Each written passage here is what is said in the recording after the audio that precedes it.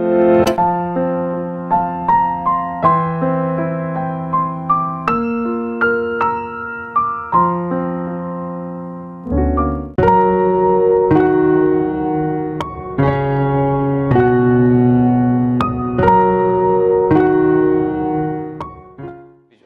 10 बजे से लेकर 11 बजे के बीच में उपस्थित हूँ आप सबके सामने। आज जिनकी कुंडली लेकर के आया हूँ, इनका नाम है बांके बिहारी। शुरू करते हैं आज का कार्यक्रम। कहीं नहीं जाना है, बिल्कुल बन के रहिएगा। इनका ये कुंडली आई है जलपाईगुड़ी, वेस्ट बंगाल से, और इनका डेट ऑफ बर्थ है 19 जनवरी 1954, 12:19 दोपहर में। अब एक बड़ी अद्भुत बात है जो आप लोगों को बताऊं कि अगर किसी भी जातक का जन्म, ध्यान से समझिएगा, अगर किसी भी जातक का जन्म दिन के 12 बजे हुआ है, इसका अर्थ होगा कि अब वो कस्टमाइज नहीं करना चाहेगा और वो अपने हिसाब से जीवन जीना चाहेगा। उसमें सबसे बड़ी बात होती है कि सूर्य जो हैं वो जब दशम स्थान में बैठ जाते हैं तो व्यक्ति को हठी, जिद्दी, गुस्सैल, ये सब चीजें थोड़ी थोड़ी नेचुरली आ जाती हैं, क्योंकि ग्रह जो होता है वो अपने प्रभावों से प्रभावित करता है और कोई ना कोई उसमें गुण और अवगुण होते हैं। ये स्थिति है। पर आगे और भी बातें चर्चा होंगी। आप कार्यक्रम अंतिम तक देखा करिए। जय श्री कृष्णा कार्यक्रम देखने के बाद अवश्य लिखा करिए। कार्यक्रम प्रत्येक दिन का देखा करिए। प्लेलिस्ट अवश्य चेक करिए। और आइए सबसे पहले आपको बताऊंगा मनुस्मृति की बात। भगवान मनु ने अपने आदि ग्रंथ मनुस्मृति में बड़ी अद्भुत बात कही। उन्होंने बात कही है, मैं आप लोगों को बताऊं, उन्होंने नामकरण के बारे में चर्चा की है। मनुस्मृति को लोग कई बार ये कह देते हैं, जैसे होता क्या है, मेरे पास जो मनुस्मृति है, जो मैंने मनुस्मृति खरीदी है, ये है 3 भाग में, ये इसका 3 संस्करण है। इनके हिंदी व्याख्याकार हैं पंडित श्री जगन्नाथ शास्त्री तैलंग।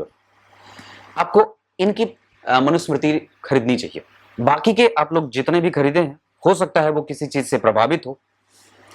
स्मृति ग्रंथ में मनुस्मृति का बड़ा महत्व है और कोई भी भारतीय संस्कृति के जितने भी पारंपरिक और पौराणिक ग्रंथ हैं वो कभी भी समाज को बांटने का निर्देश नहीं देते। हाँ, वो समाज को कर्तव्यों का बोध कराते हैं और वो आपको बताते हैं कि पूर्व जन्म के आधार पे या आपके कर्तव्य के आधार पे आपका अधिकार क्या बनता है, आपका कर्तव्य क्या है।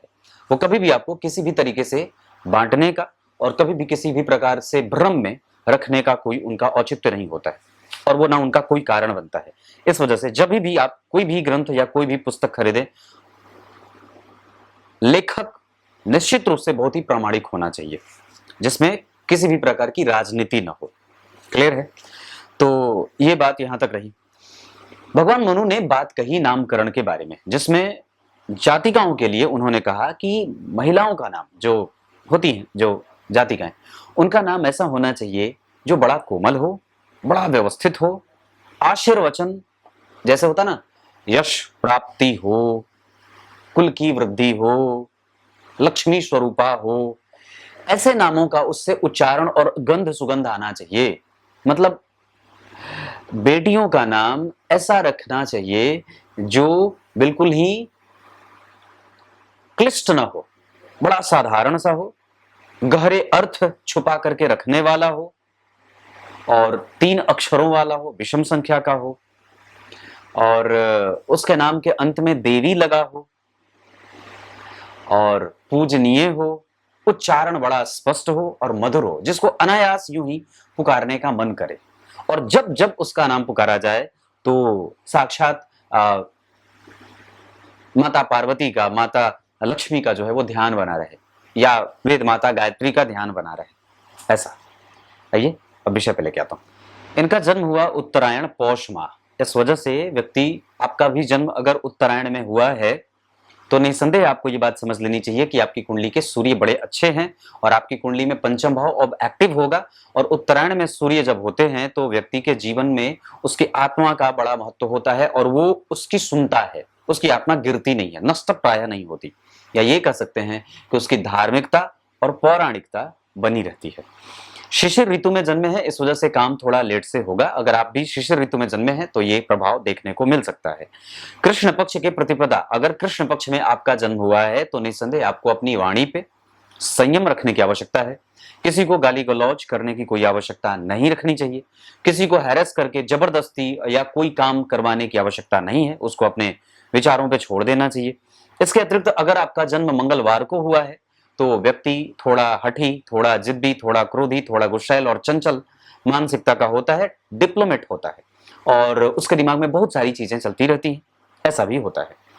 आपका जन्म अगर पुष्य नक्षत्र में हुआ है, इसका अर्थ है कि आप पुष्य नक्षत्र जो होता है वो नक्षत्रों का राजा है और इस नक्षत्र में जन्मे लोग राजसिक होते हैं, ठाट बाट से रहना पसंद करते हैं। उनके पास नैसर्गिक रूप से बड़ी ही मजबूत इच्छा शक्ति होती है और उसको पूरा करने का उनके पास बल भी होता है।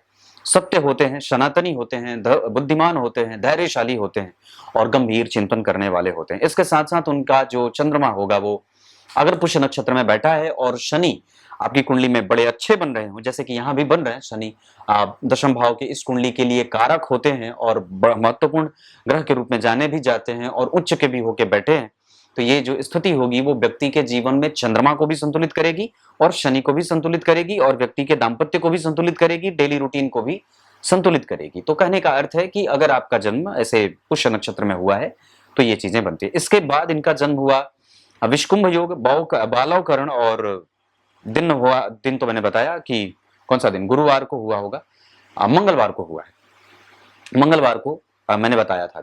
तो ब्राह्मण वर्ण और देवगण के होने के कारण इनके ऊपर जो प्रभाव रहेगा वो चैतन्य का रहेगा।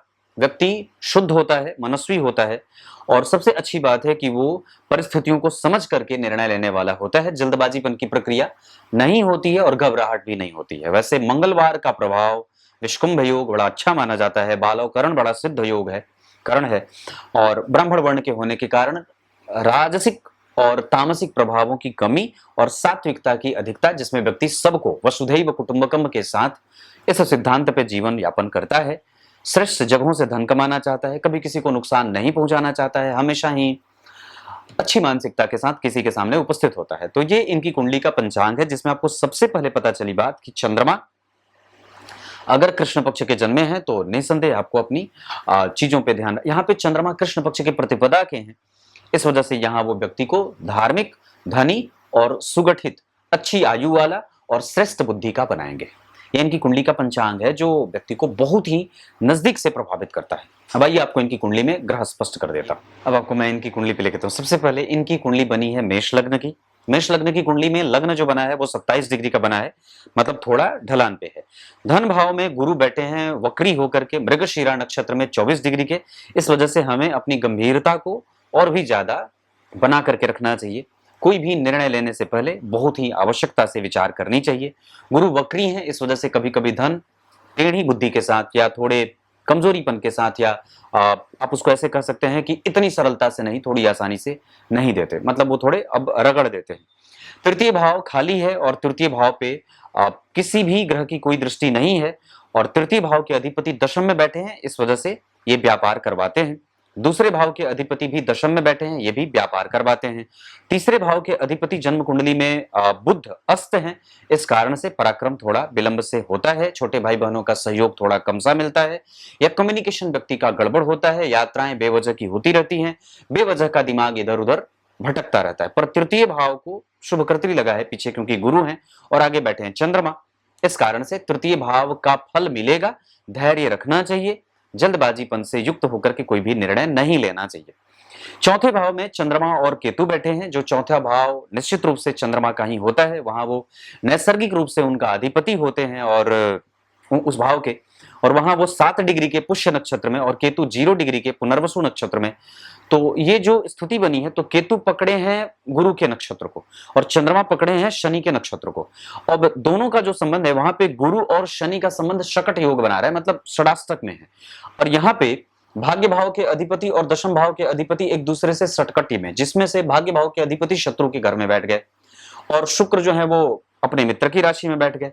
तो शुक्र के पास तो कम से कम ठीक है कि बल है, पर गुरु के पास बल कमजोर हो रहा है, क्योंकि स्थान हानि करो जीवा वाला जो सिद्धांत है, ये हालांकि एक लोकोक्ति है। द्वितीय भाव में वैसे गुरु स्थान हानि तो करते हैं, सही बात है, पर निश्चित रूप से वो कुछ अच्छाइयां भी देते हैं, क्योंकि द्वितीय भाव में वो बैठे हैं तो भाग्येश होकर के बैठे हैं, टेढ़ी बुद्धि के साथ थोड़ी मेहनत करवा करके वो धन देंगे। पर तीसरे भाव को अगर पाप कर्तरी लगा है, मतलब लगा है, तो मेहनत करवा करके यहाँ भी बात होती है, पर यहाँ शुभकर्त्री है, इस वजह से मैं इसे खराब नहीं कहूंगा। और व्यक्ति को धैर्यहीन नहीं होना चाहिए, शांत होना चाहिए और अपने पराक्रम पर विश्वास करना चाहिए।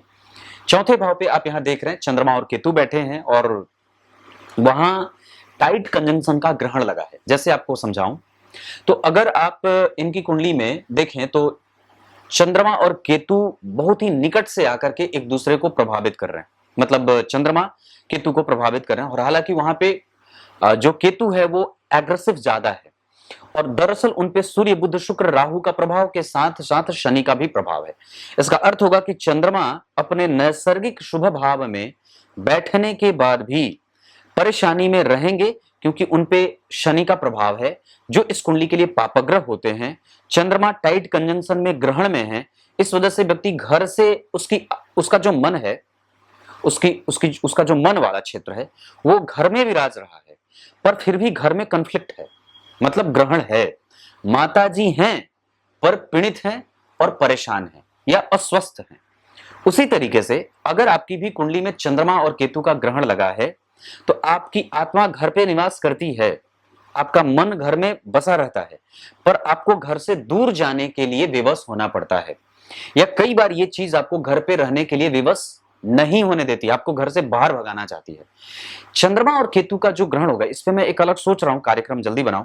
तो चंद्रमा और केतु का जो ग्रहण होगा वो व्यक्ति को अब इंपल्सिव ज्यादा बनाएगा, अब वो धैर्यहीन हो सकता है और उसके शांति में भंग होने के योग लगेंगे, क्योंकि शनि भी देख रहे हैं। अब ये चिंता किस कारण से होगी, तो दशम भाव के अधिपति उसे देख रहे हैं और शत्रु के घर को देख रहे हैं, शत्रुता रख रहे हैं, तो शनि का प्रभाव है, शनि मंगल से प्रभावित है और चंद्रमा के ऊपर सूर्य बुध शुक्र राहु सबका प्रभाव है। मतलब एक चंद्रमा केतु से प्रभावित, सूर्य से प्रभावित, बुध से प्रभावित, शुक्र से प्रभावित, सबसे प्रभावित, चार ग्रह यहां से, एक पांचवा चंद्रमा और ऊपर से शनि की दृष्टि। ये जो स्थिति बनी है ये जातक के व्यवहार को, जातक के रेगुलर इनकम को, जातक के मानसिक अवस्था को, अब वो एक जैसा कभी भी ना रहे, वो बार बार बदलता रहे। उसके घर में कलह भी बने, कभी ठीक हो जाए तो लगेगा कि नहीं, बदलने की कोई आवश्यकता नहीं है, कभी ठीक नहीं हो तो लगेगा आप छोड़ के भाग जाऊं। और कई बार वो अपने आप को ऐसा हर बार एक ही गलती को दोहरा करके करता रहे, बार बार वो रिपीटेशन में जाता रहे और अपने दिमाग को बहुत ही ज्यादा कठोर बना लेता है। या अगर पार्टी में भी रहेगा, 50 लोगों के बीच में भी रहेगा, तो उसे लगेगा कि नहीं, मैं अकेला हूं, मेरी बात कोई सुन नहीं रहा, या मैं बिल्कुल ही अकेला अलग थलग सा हूं, बड़ा डिप्रेसिव हो जाता है। तो ये चंद्रमा और केतु का नेगेटिव एस्पेक्ट होता है। इसी को बचाने के लिए आपको अपने कुल देवता की पूजा करनी चाहिए। घर से जाने से पहले अवश्य ही कोई घी का दीपक अवश्य जला करके अपने कुल देवता को प्रणाम करना चाहिए और अगर हो सके तो उनके निमित्त अमावस्या को दान करना चाहिए। बड़े अच्छे अच्छे संत महात्मा जो है वो, जिनकी कुंडली में मन परेशान होता था, तो वो भगवान भोलेनाथ की उपासना करते थे और पूर्णिमा का व्रत करते थे और भगवान चंद्रमा को खीर अर्पित करते थे। दिन भर उपवास रख के रात्रि को चंद्रमा का दर्शन करके, भोले बाबा का दर्शन करके, उनको दूध अर्पित करके, खीर का भोग लगा करके चंद्रमा के साथ और उसका पान करिए। इससे धीरे धीरे आपके चंद्रमा को बल मिलेगा और नैसर्गिक रूप से इससे उसमें बल मजबूती मिलेगी, जिसके कारण आपके माता का स्वास्थ्य भी कंफ्यूज नहीं होगा, परेशान नहीं होगा और वो लगातार दवाइयों पे निर्भर नहीं रहेगा। और इसके साथ साथ अगर ग्रंथों का दान हो सके, दूध अगर हो सके तो शिव जी को अर्पित करिए, बाबा बैद्यनाथ धाम का दर्शन करिए, ये सब चीजें होती हैं। पंचम भाव की बात करता हूं तो पंचम भाव के अधिपति आपकी कुंडली में सूर्य बनते हैं। नैसर्गिक रूप से वो इसी भाव के अधिपति होते हैं। आपकी आत्मा सूर्य से कंट्रोल होती है और सूर्य आपकी कुंडली के वाहक ग्रह होते हैं, आपके आत्मविश्वास के, दरअसल आपको वो पुरोधा बनाते हैं और किसी भी क्षेत्र के लिए आपको वो पारंगत बनाते हैं। धर्मशास्त्र में, कला क्षेत्र में, आत्मविश्वास में, खेल क्षेत्र में, आपके स्वस्थ होने में, आपको धनवान बनाने में, निश्चित रूप से उनके ऊपर सारी चीजें केंद्रित होती हैं। तो अगर पंचम भाव के अधिपति योग कारक स्थिति बनाएंगे तो ये बहुत अच्छी बात होगी। और सबसे अच्छी बात है कि इस कुंडली का जो पंचमेश है वो बलवान है, दिग्बली है और अच्छा है। वहां पे सूर्य जो बैठे हैं वो उत्तराषाढ़ा के बैठे हैं अपने नक्षत्र में, 5 डिग्री के 27 कला, और वो ठीक है, उनको और ठीक किया जा सकता है। एक इस कुंडली में बड़ी अच्छी बात है, चंद्रमा के ऊपर सूर्य की दृष्टि है, चंद्रमा के ऊपर शुक्र और बुध की दृष्टि है। तो चंद्रमा के ऊपर जब सूर्य की दृष्टि आपकी कुंडली में भी पड़ जाए तो ये बात समझ लेना चाहिए कि आप निश्चित रूप से ख्याति संपन्न होने वाले हैं। अब आपको दम लगाना चाहिए। और चंद्रमा के अगर ऊपर शुक्र की दृष्टि है, जो इस कुंडली के लिए प्रधान मार्केश होते हैं, इसका कारण होगा कि कई बार व्यक्ति का जो इनकम है वो उसे परेशान कर सकता है, मतलब आमदनी एक जैसी न रहे। और चंद्रमा के ऊपर जब बुध की दृष्टि रहेगी, जो इस कुंडली के लिए पराक्रमेश होते हैं, तो पराक्रम करने पे बेबस, पिता के साथ संबंधों में कमजोरी, व्यक्ति स्वयं भी अपने पुत्र के साथ बहुत अच्छे संबंध विकसित नहीं कर पाता और सामाजिकता उसकी कुंठित हो जाती है। इसके साथ साथ उसका जो निर्णय है वो परेशान और प्रभावित हो सकता है। मतलब इन सब चीजों पे हमें अच्छाई रखनी है और ये सब अच्छाइयां मैंने जो पीछे आपको उपाय बताया है उससे ठीक होती हैं। कंफ्यूज ना हो, पत्नी के ऊपर खर्च करें, उनको बढ़िया से रखें, उनको खुश रखें और जितना ज्यादा हो सके घर में माहौल शांति वाला बनाएं, क्योंकि चौथे भाव पे ग्रहण आपके घर के वातावरण को कलहपूर्ण बना सकता है। वहीं पंचम भाव आपकी कुंडली का बहुत अच्छा है। पंचम भाव अगर ठीक बने, अपने नक्षत्र में सूर्य बैठे हैं, मंगल से दृष्ट हैं, लग्नेश उन्हें देख रहे हैं, इस वजह से आपके पास ऊर्जा की कमी नहीं है, आपके पास साहस की कमी नहीं है, आपका बल बड़ा अच्छा है, आपका रिकॉग्निशन, आपका जो प्रेम आपको समाज से जो मिलता है वो सब बहुत अच्छा है। जन्म कुंडली में बात करते हैं छठे भाव की, जहां के अधिपति नैसर्गिक रूप से बुध ही होते हैं और वहां के अधिपति होकर के दशम भाव में बैठे हैं। इस वजह से कार्य क्षेत्र में कभी कभी विलंब की स्थिति बनेगी, क्योंकि उस पर मंगल की दृष्टि है। इस वजह से व्यक्ति अपने पैरों पर जल्दी से खड़ा होना चाहेगा, वो किसी के ऊपर आश्रित नहीं रहना चाहता है। कर्क लग्न चर प्रकृति का लग्न होता है, जल तत्व की राशि है, इस वजह से जल जो है वो स्थिर नहीं है और अगर हो सके तो समझ लें तो आपका मन स्थिर नहीं है, क्योंकि वहां ग्रहण लगा है। चर प्रकृति की जो राशियां होती हैं वो व्यक्ति को चलायमान बनाती हैं, एक जगह पर टिक करके रहने में, और जल्दी ही मूव करने वाली होती हैं। वो जल्दी से अपना निर्णय बदल करके सुना देना चाहती हैं। ऐसा नहीं करना चाहिए, क्योंकि वहां ग्रहण लगा है और मंगल लग्न को देख रहे हैं, चंद्रमा शनि से प्रभावित हैं, बुध छठे भाव के अधिपति होकर के और तीसरे भाव के पापक ग्रह के रूप में मेष लग्न की कुंडली के लिए बुध परिभाषित होते हैं, दशम भाव में बैठे हैं, तो पिता को रोग देते हैं, माता को रोग देते हैं, भाई बहनों को रोग देते हैं। ये सब चीजें होती हैं, मन को रोगी बना देते हैं, मनोरोगी व्यक्ति हो जाता है।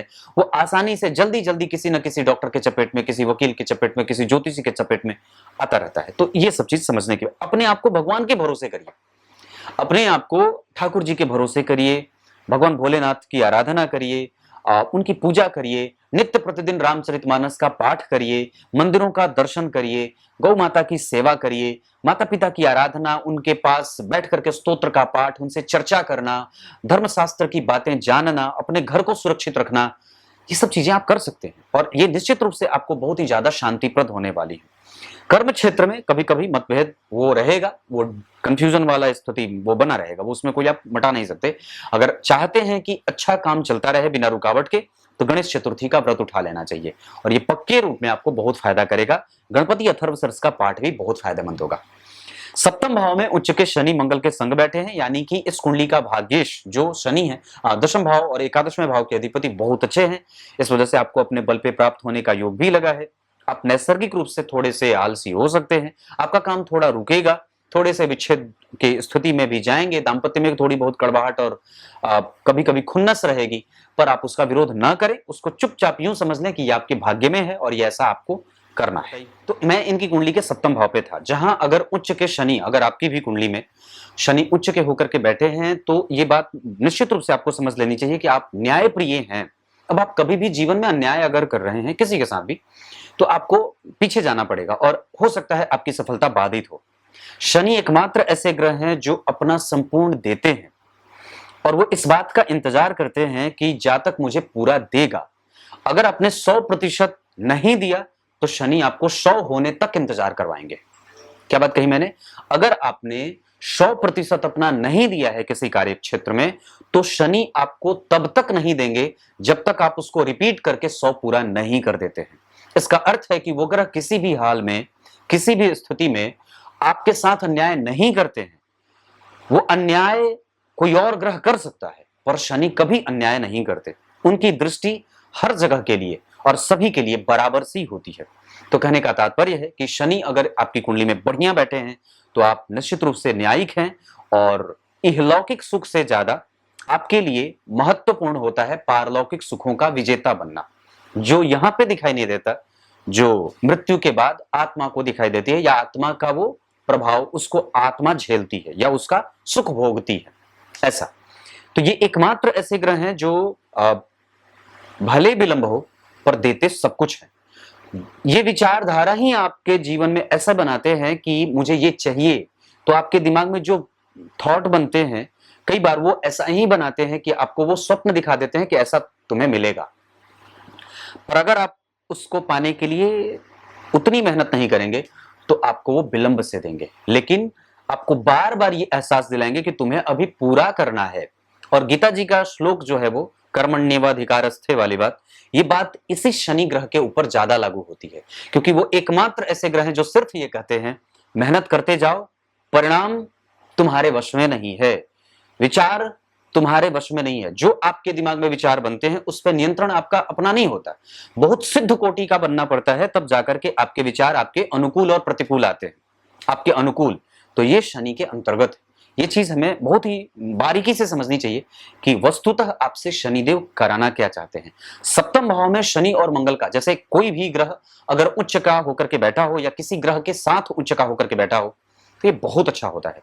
तो इस आधार पे आपकी कुंडली में उच्च के शनि मंगल के संग बैठे हैं, इसका अर्थ है कि आपका लग्नेश जन्म कुंडली के दशम भाव के अधिपति के साथ जो स्वयं ही उच्च का होकर के केंद्र में बैठा है, तो सीधी बात है कि ये अब जातक को प्रॉस्पेरिटी देगा और उसके पास आलोचक भी रहेंगे। समाज के जो निम्न आलोचक हैं वो भी आपके संग चलेंगे और वो आपको आपकी गलती का एहसास भी कराते रहेंगे और आपके अंदर की कमियां बताते रहेंगे।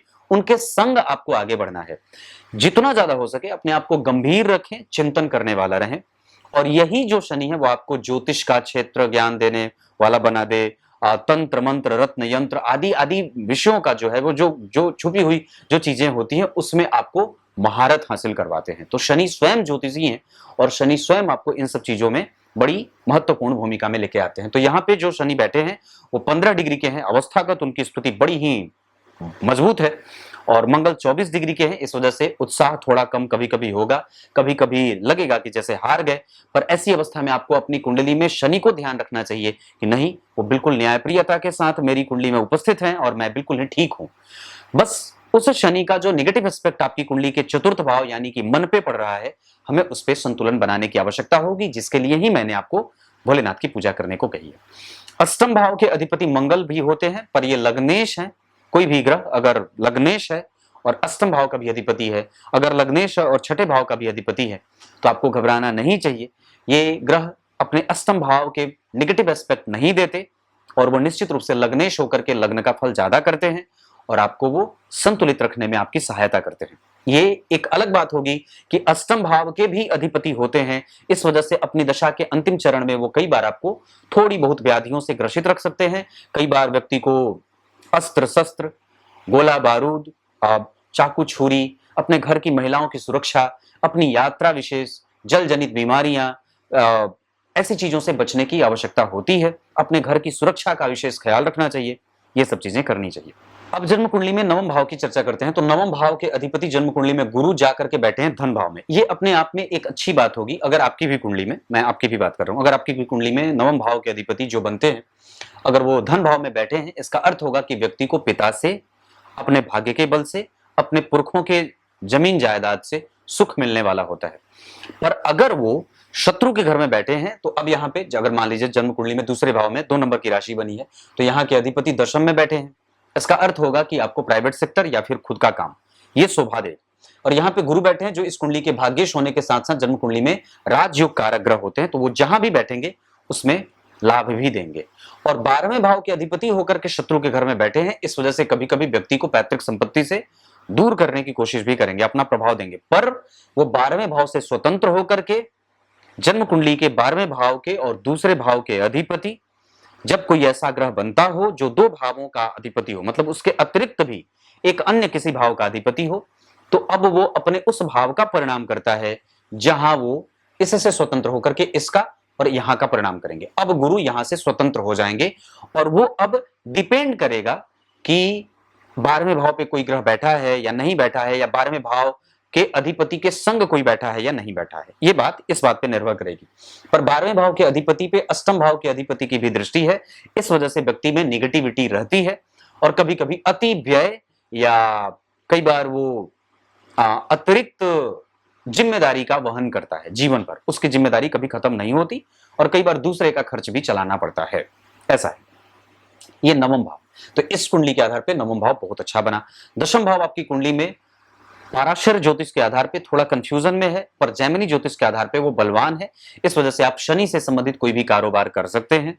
और निश्चित रूप से इस कुंडली में रबर से संबंधित तरल चीजें, पेट्रोलियम सेक्टर से गैस एजेंसी ले सकते हैं, और इसके साथ साथ दूध का कारोबार भी आपकी कुंडली में बनेगा, पर थोड़ा भ्रम है उसमें, वो उतना ज्यादा सेटल नहीं होगा। पर इसके साथ साथ आप इंटरनेट से जुड़ करके कोई काम कर सकते हैं, दलाली का काम कर सकते हैं, ब्रोकर का काम कर सकते हैं, एजेंट भी बन सकते हैं। आपकी कुंडली में ये सारे योग बने हैं। सूर्य बुध शुक्र दशम स्थान में एक साथ बैठे हैं, इस वजह से आपकी सामाजिकता भंग ना हो, इसका ध्यान रखना चाहिए। और जब जन्म कुंडली के दशम स्थान में बुध 8 डिग्री के, सूर्य 5 डिग्री के, शुक्र 2 डिग्री के, राहु 0, सारे ग्रह 6 डिग्री से नीचे के हैं, इस वजह से मैं ये बात कहूंगा कि हमें सूर्य को बल देना चाहिए, सूर्य को अर्घ देना चाहिए, आदित्य हृदय स्तोत्र का पाठ करना चाहिए, रविवार को नमक नहीं खाना चाहिए, गीता जी के 5वें अध्याय का पाठ करना चाहिए, विष्णु सहस्त्र नाम का पाठ करना चाहिए, अगर हो सके तो श्री सूक्त का पाठ करना चाहिए, तुलसी की माला धारण करनी चाहिए, प्याज लहसुन नहीं खाना चाहिए, मांसाहार बिल्कुल वर्जित करें, समय पे सोना, समय पे जागना और मंदिर का दर्शन, ये आपको आपके दशम स्थान को हनुमान चालीसा का पाठ, घर में सत्यनारायण भगवान की कथा, ये सब करते कराते रहें, ब्राह्मणों को दान देते रहें, क्योंकि आपके जीवन में जो आप कर रहे हैं उसमें कई बार पाप होता है और उसका प्रायश्चित ब्राह्मण ही करवा सकता है। एकादशवां भाव जन्म कुंडली में बहुत अच्छा है, एकादशवें भाव के अधिपति शनि उच्च के हैं, इस वजह से आपके जीवन में थोड़े से महत्वाकांक्षी होने का योग भी लगेगा और आप उसको पाने की भरपूर कोशिश भी करेंगे पूरी ऊर्जा के साथ। एकादशवें भाव के अधिपति उच्च के हैं और उस पे किसी भी ग्रह की कोई दृष्टि नहीं है। एकादशवें भाव के अधिपति मंगल के संग बैठे हैं जो अष्टम भाव के अधिपति हैं, इस कारण से, और लग्नेश होते हैं, इस वजह से व्यक्ति के जीवन में चीजें तो प्राप्त होंगी पर थोड़े कमी के संग, है ना। और व्यक्ति यहाँ पे बहुत सारी चीजें प्राप्त करेगा, उसका मन उदार है, वो समाज को देना चाहेगा, उसके खर्च बाहरी हो सकते हैं घर के अतिरिक्त, ये सब चीजें होती हैं। 12वें भाव के अधिपति तो जैसे मैंने बताया, अब आपको मैं इनकी कुंडली में नवांश पे लेके आऊं। धनु लग्न का नवांश बना, चंद्रमा और बुध दोनों केंद्र में बैठे हैं, जिसमें बुध नीच के हो रहे हैं और यहाँ पे बुध जो है वो केंद्र में बैठे थे, चतुर्थ पे प्रभाव था, यहाँ भी केंद्र में बैठे हैं, चतुर्थ पे प्रभाव है, पर चंद्रमा देख रहे हैं अष्टम भाव के अधिपति, इस कारण से सप्तम और अष्टम भाव के अधिपति का एक साथ बैठना, ये कई बार घर में कलह का वातावरण और कई बार पत्नी का संबंध अपनी माता जी से ठीक ना हो, इसका निशान ना हो, ऐसा छोड़ना चाहिए। सूर्य और शनि यहाँ पे साहसी बनाते हैं, पर यहाँ पे शुभ ग्रह की राशि बनी है, शुभ ग्रह की राशि का नवांश कुंडली के लग्न में, अगर लग्न कुंडली में केंद्र में और लग्न में शुभ ग्रह की राशि बन जाए तो दाम्पत्य टूटता नहीं है काफी हद तक। और दूसरी बात कि अगर द्वितीय भाव में राहु के संग शुक्र बैठे हैं तो व्यय निरंतरता से बनी रहे। चतुर्थ भाव में बुध नीच के हैं, इस वजह से कंसंट्रेशन बिलो होता है और कई बार व्यक्ति पत्नी के ऊपर आश्रित रहता है। नवम भाव में गुरु बैठ करके अपनी 5वीं दृष्टि से लग्न को देख रहे हैं। नवांश में अगर ये सूत्र लागू हो जाए कि लग्न को या चतुर्थ को या सप्तम को या पंचम को अगर गुरु देख रहे हो तो दाम्पत्य या दाम्पत्य में आने के बाद व्यक्ति की प्रगति सुनिश्चित होती है। बस इतनी सी बात है। नवांश कुंडली में 12वें भाव के अधिपति मंगल 12वें भाव को देख रहे हैं और उस पर राहु की दृष्टि है, मंगल के ऊपर राहु की दृष्टि, इस वजह से पत्नी को स्वास्थ्य जनित समस्याएं घेर सकती हैं और कई बार अगर वो आपकी शत्रु बन जाएंगी, आपको बड़ी परेशान करेंगी। इस वजह से उनके साथ कभी भी शत्रुता न बरतें, उनको मैत्री बना करके चलें, उनके साथ मैत्री रखें और वो आपके दुश्मनों से आपकी सुरक्षा करने वाली हैं और वो प्रचंड हैं और काफी मजबूत महिला हैं। इसके बाद उनका दार्शनिक तत्व अलग है, वो चारित्रिक रूप से दोषी नहीं है और उनके नाम पे कोई भी कारोबार आसानी से किया जा सकता है। नवांश कुंडली इतनी बात। दशमांशा कुंडली में सूर्य नीच के हैं, इस वजह से आपका कारोबार कभी कभी बाधित होता है और ये एक आम बात है। यहाँ पे सूर्य गुरु और शुक्र के संग राहु बैठे हैं, इस कारण से वहां पे भाग्य का सपोर्ट नहीं मिल रहा। यही देख करके मैंने आपको चतुर्थी का व्रत कहा था। अब इस कुंडली में मैं बात करता हूं, आपकी कुंडली में 4 अंक बहुत अच्छा रहे। इस कुंडली के लिए मिथुन, कन्या, वृश्चिक और मीन के साथ वृषभ राशि वालों से झगड़ा न करें। मैत्री सिंह और धनु वालों से बहुत बढ़िया रहे। रंग इस कुंडली के लिए गेरुआ और लाल बहुत अच्छा रहे। इस कुंडली के लिए गुरु बड़े अच्छे बैठे हैं, पर उनके पास अगर और अन्य किसी ग्रह का बल होता, आपके पास कैपेसिटी बड़ी अच्छी है, आप किसी को अपनी बात आसानी से रख सकते हैं और समझा सकते हैं, आपके अंदर का ये नेचर है। द्वितीय भाव में गुरु बैठे हैं, आपके पास धन है और आपका जो प्रभाव है और जो स्वभाव है वो बड़ा ही अच्छा है। आपकी वाणी गंभीर है, उसका फायदा उठा सकते हैं। इस कुंडली में अभी मंगल की दशा 2027 से आएगी, जो आपकी कुंडली के लिए लग्नेश होते हैं। उस दशा काल को और भी गंभीरता से समझने में आपको बजरंगबली की पूजा करनी चाहिए, सूर्य को अर्घ देना चाहिए, बिल्कुल ही स्वादहीन भोजन किया करिए रविवार को या कभी कभी, बिल्कुल एकादशी या फिर ऐसे स्वादहीन भोजन जिसमें कोई भी स्वाद ना हो। इसके साथ साथ हनुमान चालीसा का पाठ, और आपकी कुंडली में राहु और केतु कष्ट देने वाली दशाओं में जा सकते हैं। इस वजह से मंगल के बाद जो राहु की दशा आएगी उस समय तक चतुर्थी का व्रत अभी से शुरू कर दीजिए, ताकि बाद के जीवन में उसका फल मिलता रहे और भविष्य सुरक्षित होता रहे। हनुमान चालीसा का पाठ इस कुंडली को बहुत ज्यादा फायदा देगा। शुक्र के बल के लिए आपको कम से कम अगर हो सके तो देवी दुर्गा जी के मंदिर का दर्शन और मीठी चीजों का दान करना चाहिए। इतनी सारी चीजें हैं। अगर कोई भी दशा इस कुंडली में जो कमजोर जाएगी, उसके आधार पर गुरु में शुक्र कमजोर जा सकते हैं, गुरु में शनि मंगल कमजोर जा सकते हैं, गुरु में बुध, शुक्र में बुध, बुध में मंगल, मंगल में बुध, ये सब दशाएं जब कभी भी आएंगी कमजोर हो सकती हैं। पर अच्छा कौन सा रहे, तो गुरु की दशा, गुरु में शनि, गुरु में चंद्रमा, गुरु में सूर्य, गुरु में बुध, राहु ने गुरु को देखा है, गुरु ने राहु को देखा है, इस वजह से भी आपके जीवन में कष्ट हो रहा है। शनि की तीसरी दृष्टि भाग्य का अवरोध कर रही है, शनि की सातवीं दृष्टि आलस्य दे रही है, शनि की 10वीं दृष्टि आपकी कुंडली में कहीं पे भी अच्छी नहीं जा रही है। और गुरु की दृष्टि यहाँ के लिए सामान्यतया आपके कंपटीशन को घटाने का काम करेंगे। गुरु की दृष्टि यहाँ पे आपका रिसर्च और आपके बुद्धि लब्धि क्षमता को मजबूत करेंगे।